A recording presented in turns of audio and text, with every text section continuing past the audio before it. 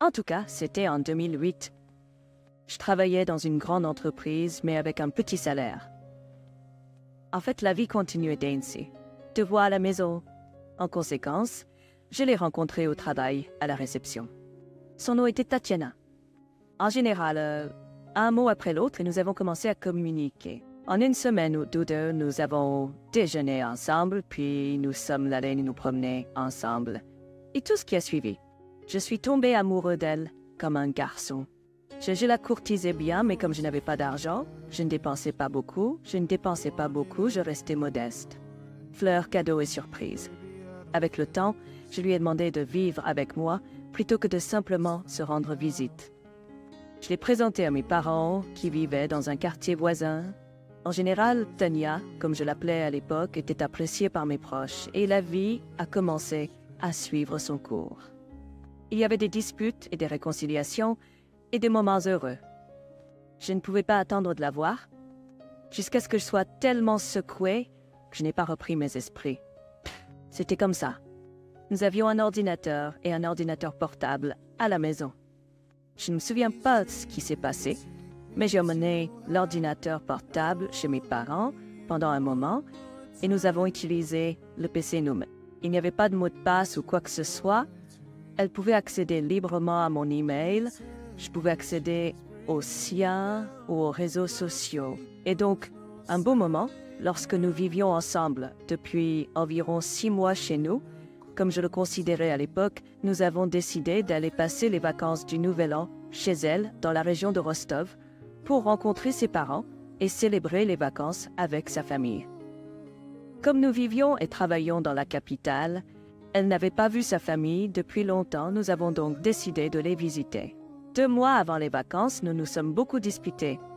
Et comme je suis une personne émotionnelle mais aussi réservée, j'ai commencé à remarquer des changements chez Tania qui n'étaient pas pour le mieux. Elle a commencé à fermer ses emails après les avoir lus, ainsi que ses réseaux sociaux. Elle emportait également son téléphone avec elle aux toilettes et devenait plus secrète. Ça m'a fait penser que quelque chose n'allait pas, et j'ai commencé à me sentir comme un espion paranoïaque. Honnêtement, je n'ai rien inventé de tout cela. J'ai commencé à essayer de lire ses messages et à vérifier son historique d'appel. Une fois, elle est allée aux toilettes et rapidement revenue pour oublier son téléphone, ce qui m'a finalement alertée. J'ai agi simplement et j'ai installé un programme espion sur l'ordinateur. Au final, il s'est avéré que ma petite amie communiquait avec son ex, mais seulement en tant qu'amie. Comme son ex était de la même ville que sa famille, elle voulait renouer avec de vieux amis pendant les vacances. La même région de Rostov. La correspondance était banale. Il lui écrivait qu'il lui manquait et voulait la rencontrer. Elle lui écrivait qu'elle avait des problèmes avec moi, nous nous disputions, etc. Après chaque correspondance de ce genre, elle supprimait la conversation de son ordinateur. Mais l'espion enregistrait tout, même les légendes et les mots de passe. En général, je savais de quoi elle parlait avec lui. C'était tout trivial et simple. Je ne savais que ce qu'elle écrivait sur le PC, mais en même temps, en connaissant les identifiants et les mots de passe, je lisais déjà ce qu'elle écrivait via le téléphone. Il n'y avait rien de criminel, mais c'était exaspérant qu'elle ait commencé à cacher le fait qu'elle avait écrit à son ex et qu'elle communiquait avec lui. Quoi qu'il en soit, il n'y avait rien de mal à cela. Nous nous sommes réconciliés et elle a commencé à lui envoyer de moins en moins de messages. Jusqu'à une semaine avant le Nouvel An, quelques jours avant le voyage, une autre dispute et une très grosse. Aussi au fait, ce gars lui a envoyé des messages aussi.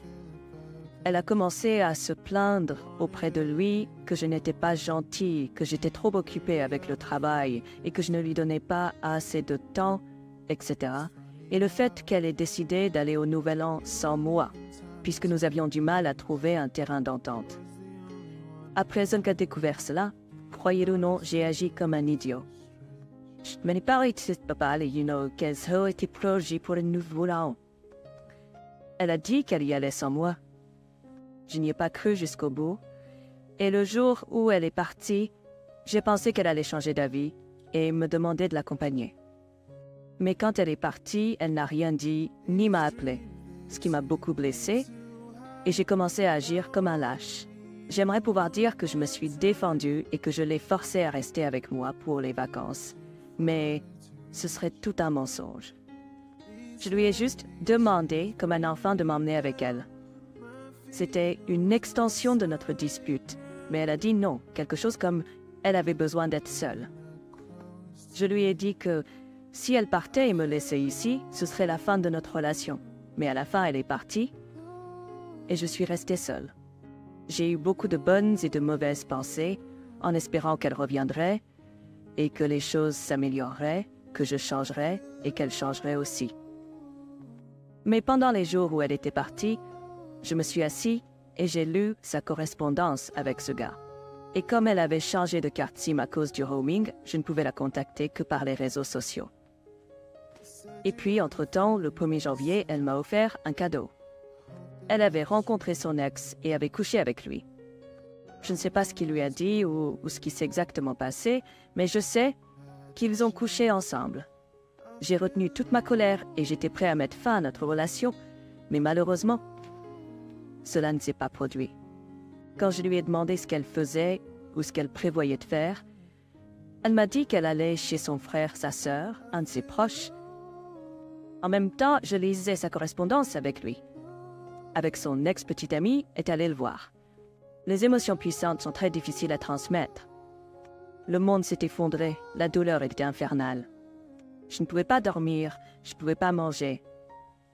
C'est peu dire, c'était un débordement complet. J'ai attendu qu'elle revienne. J'étais en panique. Je pensais que j'allais la mettre à la porte et tout. Mais non, elle est venue, s'est assise pour prendre un thé, et j'ai attendu pourquoi. Je sais pas.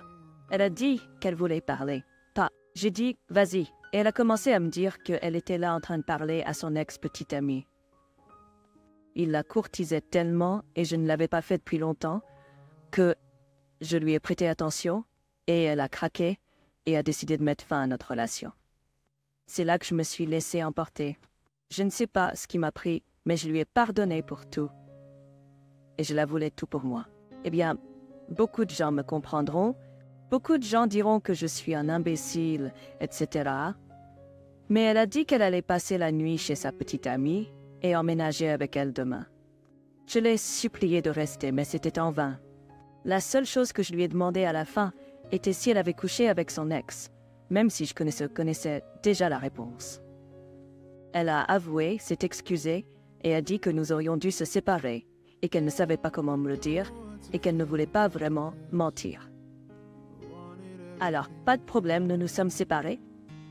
Nous vivions dans des parties différentes de la capitale, ou plutôt, je ne savais pas où elle habitait à l'époque.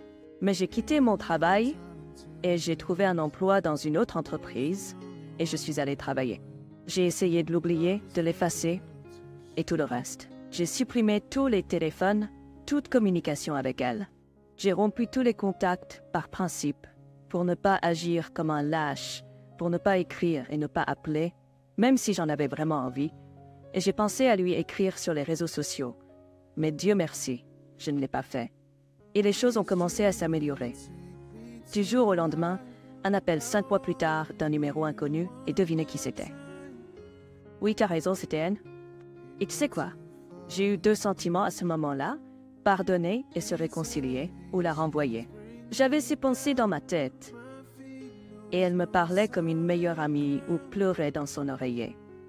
Je ne sais pas comment le transfert, qu'elle était en difficulté, qu'elle voulait se rencontrer et parler, qu'elle m'a demandé où je travaillais, ce qui était nouveau pour moi, mes relations, eh bien, c'est probablement comme ça que ça se passe habituellement.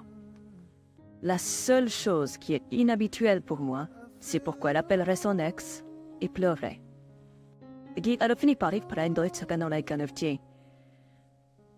Coexistence, une énorme métropole avec une population de plus de 10 millions de personnes. Et non, elle vit dans la même région où je travaille, même si j'ai spécifiquement trouvé un emploi à l'autre bout de la ville pour ne rien perturber. Elle a demandé à se rencontrer et à parler simplement. J'ai accepté, car cela faisait presque 6 mois depuis les événements désagréables. Il faisait déjà assez chaud. Nous nous sommes rencontrés près de chez elle et avons parlé de rien. Je ne savais pas quoi lui dire. Elle, en revanche, parlait beaucoup. Elle regrettait de m'avoir quitté. Son deuxième ex était déjà en train de se mettre en couple, et la relation à distance était insupportable pour elle. Elle ne savait pas quoi faire. Tu peux imaginer? Elle me disait ça à moi, la personne qu'elle avait fait la même chose. Je comprends maintenant, mais à l'époque, je m'asseyais et j'écoutais. J'essayais même de donner des conseils, je la soutenais, et j'essayais de faire des blagues, malgré la douleur. Je regarde la vie avec un sourire, et je crois que tout ira bien. Et puis elle a plaisanté quelque chose comme « Regarde, tu m'as quitté, tu l'as choisi, bats-toi pour ton bonheur ». Même s'il ne lui a pas fait la même chose, si tu lis attentivement ce qui précède. Quoi qu'il en soit, nous avons parlé, je l'ai calmée, et je suis partie. Elle a demandé à se rencontrer à nouveau, et j'ai parfaitement compris qu'elle voulait se réconcilier avec moi. Mais même à ce moment-là, j'ai compris que j'étais épuisée et vraiment désolée pour elle. Mais je n'ai pas refusé la rencontre. Nous sommes allés nous promener, juste marcher. Moi je pensais quel idiot j'étais et pourquoi je faisais ça. Et elle n'arrêtait pas de me dire à quel point c'était agréable d'être avec moi et ne comprenait pas pourquoi j'étais toujours célibataire. Elle a même fait allusion à se remettre ensemble. Elle a dit que j'avais beaucoup changé, que je m'habillais selon la mode et que j'avais l'air plus spectaculaire. En tout cas, pendant la promenade, j'ai réalisé que j'étais la meilleure chose dans sa vie, d'après ses paroles, que je ne croyais pas vraiment. J'ai réalisé qu'elle voulait revenir, et même dans cette situation, j'étais un vrai homme. Je ne l'ai pas renvoyée, je l'ai écoutée et soutenue. Pendant toute la promenade, elle tenait ma main. Alors, je ne sais pas comment dire ça, mais à mon avis, la situation est la même qu'avec son ex-mari, seulement dans le rôle de l'ex, c'est moi. Moi, je pense que c'est exactement ça. Mais ce n'est pas le point.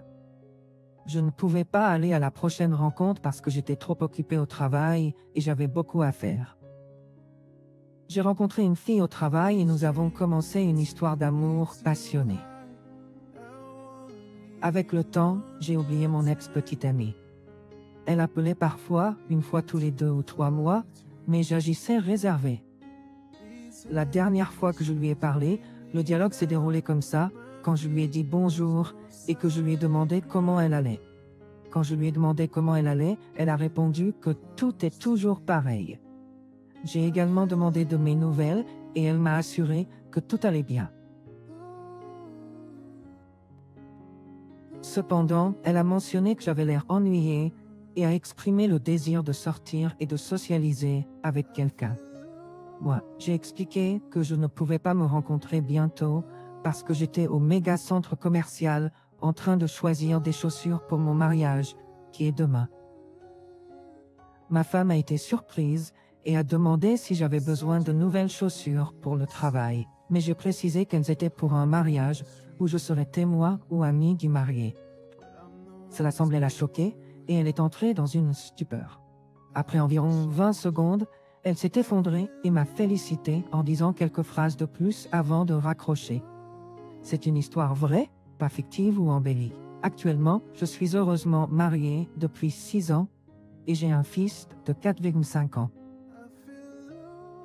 Mon ex a également un fils du même âge, mais je l'ai découvert par accident grâce à d'anciens collègues de travail. Moi, la morale de l'histoire est que j'ai initialement pensé que mon ex était celle pour moi, mais cela s'est avéré être une relation vide qui m'a laissé triste et nostalgique. Alors ne vous sentez pas mal, tout ira bien. Je m'excuse si c'est long ou confus, car c'est la première fois que j'écris une confession